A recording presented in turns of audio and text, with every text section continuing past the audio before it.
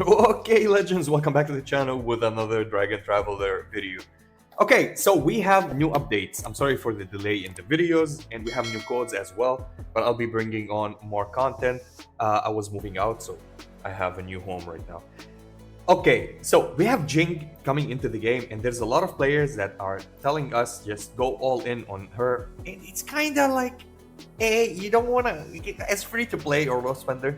You want to avoid that, okay? Because there's specific characters that you want to build, specifically if you're going for the blue faction, of course. Let's go for the redeem. First of all, we have Bunny Girl, which have been there for 2 days now, and we got maybe summons. All right, a horn that we can use it in the event. We have the event of the horns coming in as well, and we have blindfolded, right? Is it blindfolded? Yeah. Remove the space, and here we go. And we got one summon. We're gonna do the summons. I'm gonna go and try to get a copy of her at least. We have 24.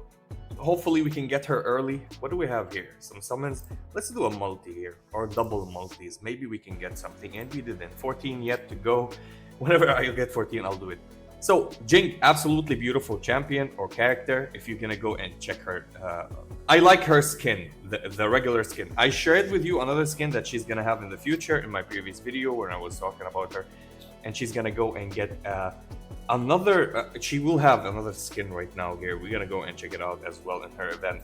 Let's go and do a multi. We didn't get her. Another multi. We didn't get her, and we're gonna go and do one more multi. 27 to go. Come on, give me her early. I don't want to use all my summons. Okay, 7 to go. We're gonna do the 7 anyway. All right, so here we go. We got her, the newest character on our roster, Jing. Jing is really decent, really good for you to build her on a green team or on a death rattle team, and she goes very, very well with the death rattle. Also with the green team because she's wild, she's blah blah blah. We'll be talking about her. This event is going out. If you missed out a little bit on the wedding event, go and try to get yourself all the quests done because of the rewards. We're at 111 because I didn't use her. I was using a different team. I'll be showing you that soon. And we have her skin. Her skin looks absolutely fantastic. I love the skin. Okay, I love anything with a bunny suit or something like a Neko. I'm not into furry, but I love when they have like these kind of suits. It's really nice. Okay, this is a good suit for her. Let's go and talk about her actually as a character, which we got her here. I want to talk about her here. Where is she? Okay, no. Okay, here we go. So first of all, she's great, and yes, you can go and use her on a blue team as well. She works well. From different players that I heard on the Taiwanese version, they're using her on a blue team that they made their blue team, and she works fine with them as well because she's an archer and deals damage, and they put on the red team Ifrit. If you have Ifrit on the blue team, you don't need her on the red team. She's great damage dealer, but why would you go for her unless you're building the green team? And even if you're building the green team, why would you go all out on her when you have another damage dealer that will out damage her, which is a mage, which is Talos? This is why I'm telling people, and they're telling me, when is Talos gonna come? Well, the dev said that they are not doing the schedule as the Taiwanese version, as the global version. They're mixing things up, so characters might come earlier than others, which we had a lot here, and a new adjustment will happen a lot than they did before. So what does Jing do? She's all about crit rate, crit damage. She halves her crit rate, deals extra crit damage. We're gonna read it immediately. Reduces crit rate to half and converts it into crit damage by the rate of 1% for every 10 points of crit. You know that 1,500 crit rate points are equal to 100%. So basically, when you're losing 10 points, it's like 0.75 into 1%, which is good. It's not bad actually, but you need to overcap yourself with crit rate so she can do crits and she can use her crit damage bonus that she gets. Okay, and you need to upgrade her as well so she gains crit rate. We're gonna talk about her skills soon. When they cast her basic attack or phantom swords from phantom swords is which one? Which one is phantom sword? Is this phantom sword? Yeah, phantom blade. Okay, phantom sword from endless edge. Okay, Endless Edge. This one. Alright. Endless Edge, land a crit, deals additional physical damage equal to 330% of the attack to the crit target, to the target that you crit on. And this damage gains an additional 1500 crit, which is full crit rate. It means 100% crit rate, which is really decent. You need to crit so you can get the crit 1500, which is 100%, so you can go and crit every single time. Can trigger at most once per second at the same target, which is great. Basically, you want to go and crit more than one target, right? So she can do that. Each time enters wild, which you will go into wild a lot because she gains rage and goes into wild. If you don't know how rage works, some of them consumes HP or when their HP gets less, and some of them gather rage over time, which is the most important one, which you want to be generating rage as much as possible. We have gears for that. I have some gears that are boost these two, the weapon and the book. So I was lucky to get them, by the way. Boost attack, speed by 20%, and rage regen efficiency by 25%. 25% is huge, right? So this is what I'm trying to use, or I'll be trying to use when I build her, because that would be awesome for her. Okay, so she enters wild. All allies luminaries in wild gains crit up, which is for 600. It means almost half. You're like getting 45% to 48% crit rate for 8 seconds. It's not the best, but it's still, she's the only one to give us crit rate up. I think there's 2 other characters that gains on themselves or give another ally with the highest attack or something like that. Increases her attack at 6 stars. Enemy units within the Endless Edge swords formation cannot gain buffs or shields. So she negates buffs and shields, basically block buff on your enemies, which is another great utility. This is why you need to have at least 1 copy of her, or you need to build her to that area in the longer term if you want to play utility and uniqueness. And this is what I love about these characters, the utility that they bring. This is why I go and highly tell people, go and like supports and characters that brings something to the table, grab them, build them, but don't go all ham on them. Get them to the utility point. Phantom Blade Pursuit, which is her passive. Additional damage ignores 30% of the target physical defense up to 40% and triggers interval of same target reduced by 0.2%. This is good versus physical defensive lineups that have luminaries that gains a lot of critical or a lot of physical defense. Her overdrive, a lot of things to talk about. This physical damage for 570 that can increase as well to the caster attack on 1 target, then creates a sword formation around the target for 7 seconds. This sword formation is absolutely her bread and butter. Enemy units within the formation have 90% movement speed, and allies and allied elite summons, which are like mummies or whatever boars you're gonna summon within the formation gain 90% crit damage, which is great. While the formation exists, each time the caster or an allied elite summon within the formation uses a basic attack or active skill, releases a phantom sword at random enemy within the formation, dealing physical damage equal to 212. These numbers are huge, by the way, specifically when you're facing tanks and when you're facing warriors.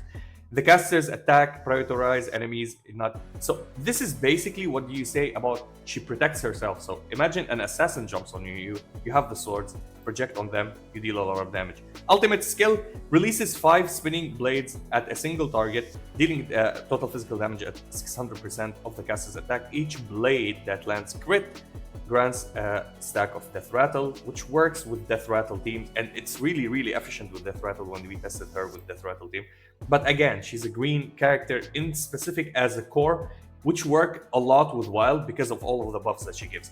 When HP decreases, she gains Rage, and she gains Rage by regeneration. Enters Wild. While in Wild, basic attacks become a consecutive launch of 5 blades, each dealing physical damage equal to 87% that goes up to 100 and something of the caster's attack. And finally, her special skill during battle increases attack by 12% whenever an allied is defeated, allied unit. This is good for Death Rattle. Gains 1 stack of Death Rattle, which means you play her with summoners. Each stack increases attack by an additional 1.5%. Each time the stack of Death Rattle is gained, also gain 15% rage, which make her good with Wild as well. So, or make her go into Wild more and more, or sustain her Wild, because Wild finishes whenever you consume all the rage that you have. Decent champion. For many people were like, she's super glass cannon. You can build her a little bit tanky because she depends on the swords around her and the swords that she can push. but you can play her from far away. Of course, the further that you play her as an archer, the more damage that she does, which is absolutely huge for her. I think she's one of the more advanced units that we got, specifically for her utility. I can play her as a debuffer or a block buffer versus the teams that you have a lot of shields coming into them and they get a lot of buffs. Something like she counters in specific. The best team to counter is the light team. So if you're having problems with the light team, specifically that they have Athena and they gain Feather, they gain Grace, they gain all of these buffs, moral, she can go and block these buffs from them. And even Athena will not gain the shield when she goes into rage and start hitting you. Or anybody that on their lineup that buffs them, such as Genie. Genie gives them Grace, gives them Feather. No, she gives them Feather and Moral, and they can go into Grace status, which is absolutely fantastic with her, of course, healing Moral, Feather. And when you're on Moral and Feather, you transition into Grace on the light teams, which she can counter that. They never gonna gain it, and you can go and be clear with that. So one of the greatest passives, but again, for you to get that passive, Endless Edge cannot gain any buffs. I think level 4, and level 4 is at 3 stars. No, not 3 stars. Level 4 at 20%. How far is level 4? Let me check if somebody have it here. Level 4. Okay, level 4 at 6 pink stars. So level 4, you need to get it at 6 pink stars, which is not very hard to get, actually. It's a little bit of copies. You're not gonna get the full 8 copies at least to go and get her. And yeah, that's basically it about her. That's what I wanted to talk about her. Now, we have a new event that is going on. Not a new event, a new content, which is this one. You want to go and push as much as possible whenever you can do this. Because you want the rewards within the 24 hours. I still have 3 hours. I didn't do anything, by the way. I just advanced for chapter 1, cleared it and played it. The thing about this, you have the tails just like we have on our normal run. These are the rewards. You want to go and stack yourself up on that. And there's the temporal treasure that costs you $32, almost, something like that. Basically, you're going to say, oh, I'm going to buy $32 and get this for free. No, it's basically, let's say $30, okay? 1, 2, 3, 4, 5 divide, it's $6 basically for every single pack here. So you're buying this for $6, this for $6, this for $6, 4,000% absolutely accurate. For what you pay actually in this game, these are super nice and cheap for you to buy them. If you're paying a little bit of money, that's $30 if you want to continue playing this game, is worth it, in my opinion, for this one. We have the Oracle scrolls here. Another thing that you can go and do, you don't need to do it with one, you can do it with both of them. And you can go and do the archaeology and then equip every single thing that you're gonna get from here. And here we go. Oh, I love that. I love that. Okay, I'm gonna exit. What is this? I saw something. Okay, maybe it's glitching out. Where is the summons that we can go and do with the archaeology? Here we go. So these are the summons, and these are the purple summons. These are the golden summons. You have 60 days. I'm not gonna do them right now. I'm gonna do them later. And you can actually buy more, right? So you can buy 20. Every one for 300. It means for 6,000 you can buy the 20. And of course you can buy these unlimitedly.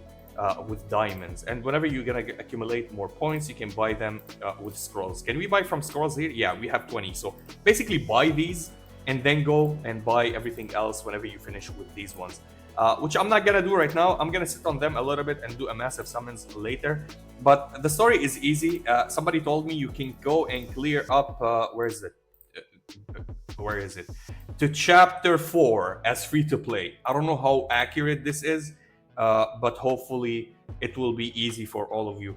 I just wanted to talk about Jing a little bit. She's a great champion. She works with blue teams.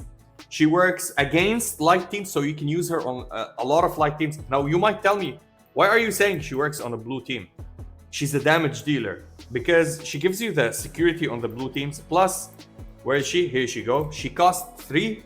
On a blue team, she can go to 2, she can go to 1, specifically if you're playing the blue dragon, and you can go and spam your skills faster and more and more and more. And when you spam your skills, she's gonna do all of these kind of damages and put the swords and benefit your lineup, specifically your tanks as well.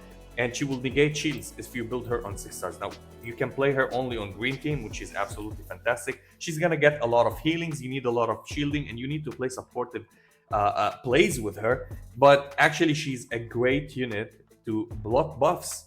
Block buffs is one of the most important. So two OP things that comes into every single gacha game. Two OP things. One, it's negating passives. When you negate passives from your enemies, it means their entire synergy and kits that you have can be negated. It means you broke the character that you can go and actually do and bypass whatever they have in their kits. Second thing is block buffs. When you block buffs from them, if their kit depends on getting buffs such as moral and favor to get into grace, you actually shut down these characters, which is absolutely fantastic. And yeah, I just love her kit. I wish I can build 2-3 characters. I really need her for my green team because in the future Talos is coming and she's mainly green, and she could be a great addition. But I'm gonna stick to my guns and have myself saving a little bit for Talos. We just dropped on gems a little bit. I'm gonna go and finish the chapter 35, probably get to 45, 50 again. I'm gonna save all my gems, save all my summons. Whatever summons I'm gonna get, more than that, I'm always rushing to make the video and summon for you. But basically, you don't need to do that. Keep summoning like one by one. Maybe you're gonna get it by luck. On the last day of her event, just summon for her until you get her, and you'll save yourself from the trouble of not having a character. And that's basically it. I hope you enjoyed the video. That was it, and I'll see you in the next one.